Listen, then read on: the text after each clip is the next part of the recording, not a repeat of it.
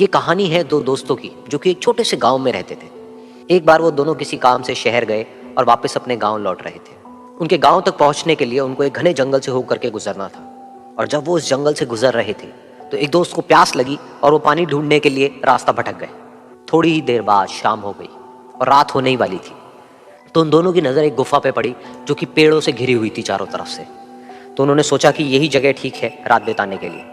तो दोनों ने कुछ लकड़ियाँ इकट्ठी करी, उस गुफा के अंदर गए और आग जला करके वहाँ पे बैठ गए। रात का वक्त था, गुफा के अंदर आग जल रही थी, बाहर बिल्कुल अंधेरा था और कुछ जानवरों की आवाज़ें आ रही थी। तो उन दोनों में से जो एक दोस्त था वो अंदर ही अंदर डरने लगा, क्योंकि उसने भूत प्रेतों की बहुत कहानियाँ सुनी थी कि रात के वक्त जंगल में कुछ भयानक आत्माएं भटकती हैं और अगर उनको कोई ऐसा भटका हुआ आदमी मिल जाए तो उसको नहीं छोड़ती। तो जब उसने भूत प्रेतों की बात अपने दोस्त से करी तो उसके दोस्त ने हंसते हुए उससे पूछा, क्या कभी तूने किसी भूत को देखा है? तो उसने कहा, नहीं मैंने तो नहीं देखा, लेकिन मेरे कुछ जान पहचान के लोग हैं जिन्होंने देखा है। तो उसके दोस्त ने उसको समझाने की बहुत कोशिश करी कि यार ऐसी सुनी सुनाई बातों पर विश्वास नहीं करते हैं, अब तू सो जा और मुझे भी सोने दे, मुझे नींद आ रही है। और इतना कह करके उसका दोस्त वहीं पर लेट गया और थोड़ी देर में सो गया। लेकिन वो जो अंदर से डरा हुआ था वो लेट तो गया, लेकिन उसको नींद नहीं आ रही थी। उसको लग रहा था कि शायद यहाँ पर कहीं कोई है जो छुप करके कहीं से उसको देख रहा है। उस आग की वजह से कुछ परछाइयां बन रही थी वहां पर पत्थरों पर, तो उन परछाइयों को देख करके भी वो डर रहा था। फिर कुछ घंटे तक ऐसे ही चलता रहा। फिर उसके बाद में क्योंकि वो थका हुआ था तो उसको नींद आ गई। लेकिन नींद आने के कुछ देर बाद ही उसको एक सपना आया। सपने में उसको एक बहुत ही भयानक परछाई उसकी तरफ बढ़ती हुई नजर आई। अब जैसे जैसे वो अंदर से डरता चला जा रहा था, वो परछाई उसके और पास आती चली जा रही थी और बड़ी होती चली जा रही थी।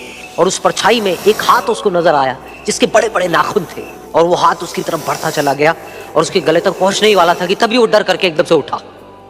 फिर उसने अपने दोस्त की तरफ देखा जो कि सो रहा था, उसको पकड़ करके जोर से उठाया।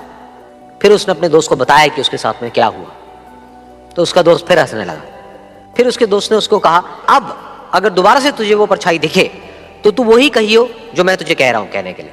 फिर देखते हैं वो परछाई तेरा क्या करती है। तुझे अपने अंदर ही अंदर बोलना है, मैं तुझसे नहीं डरता, सामने आ। तो उसके दोस्त ने वैसा ही किया।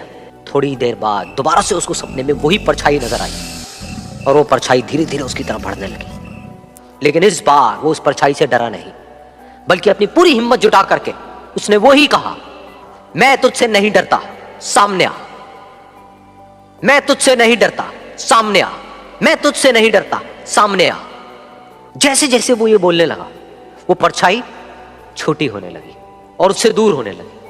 वो बोलता रहा, वो परछाई छोटी होती रही और धीरे धीरे वो परछाई दिखनी बंद हो गई।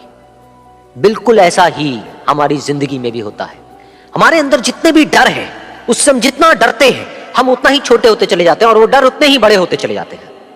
लेकिन अगर हम अपने अंदर के डरों से नहीं डरते हैं और उसका सामना करते हैं तो दुनिया का ऐसा कोई भी डर नहीं है जो कि